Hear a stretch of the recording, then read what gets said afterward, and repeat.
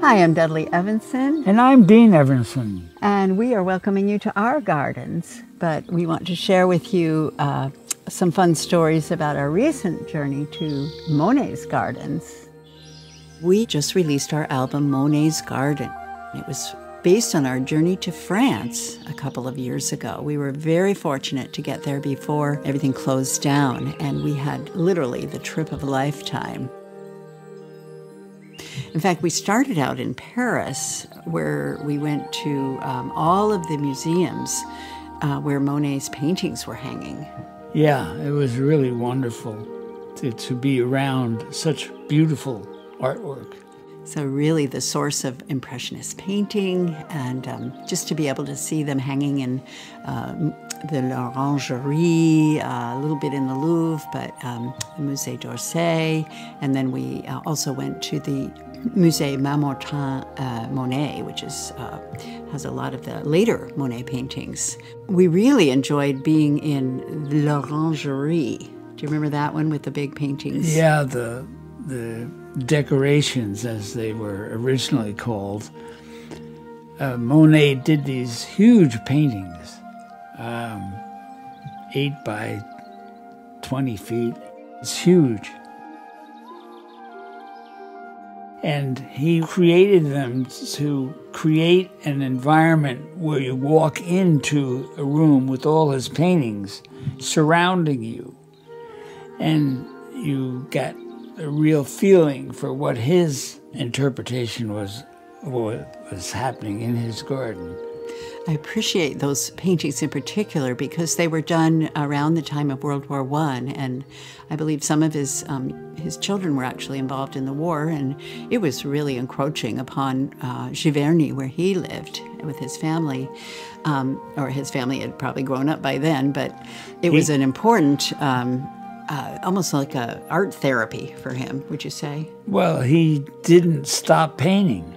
He dedicated himself to continuing on, no matter whether the war was happening or not.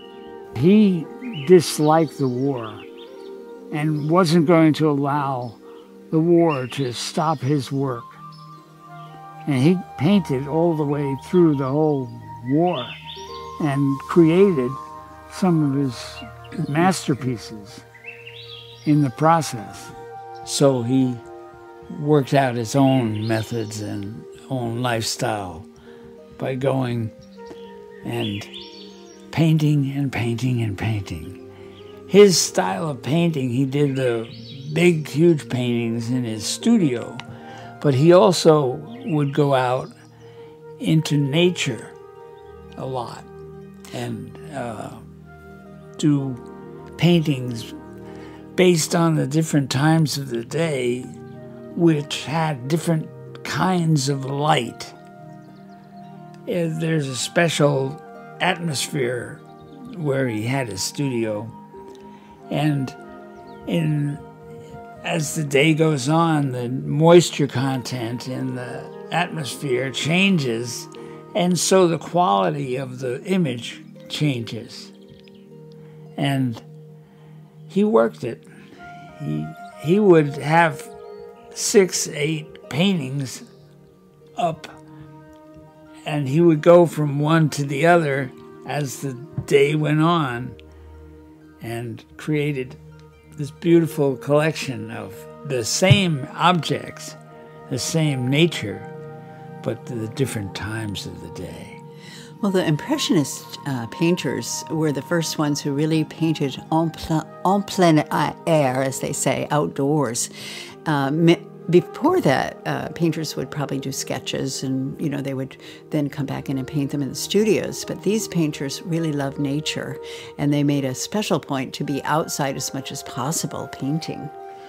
Yeah. And I think that's what I appreciate about your work, Dean, because with your video work, that you're just love to be out there different times of the day and videoing. Yeah, getting that image that really makes you feel like you're there and feel alive. I think you're in an immersive environment. And when I watch your videos, the same.